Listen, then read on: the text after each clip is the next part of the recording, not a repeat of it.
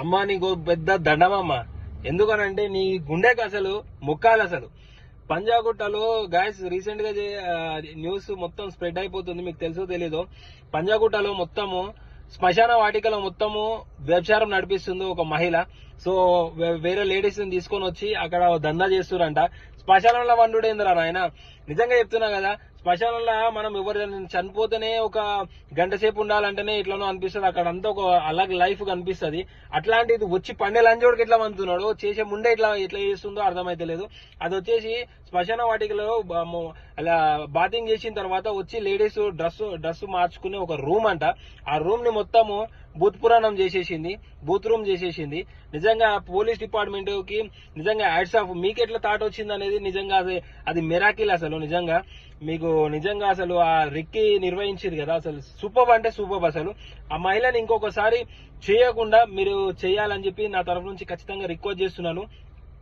ఇది మెయిన్ గా వీడియో తీయడానికి రీజన్ ఏంటంటే, బాయ్స్ మీరు ఖచ్చితంగా ఇట్లాంటి వాళ్ళు నైట్ టైము అక్కడిక్కడ కనిపిస్తూనే ఉంటారు. కుకట్పల్లి ఏరియాలో, మన పంజాగుట్ట, అమీర్పేట ఇక్కడ సైడ్ చాలా ఏరియాస్ లో కనిపిస్తూనే, దిల్సు నగర్ ఇవన్నీ కనిపిస్తూనే ఉంటారు. సో వచ్చేసి మీరు ఒక 5-10 నిమిషాల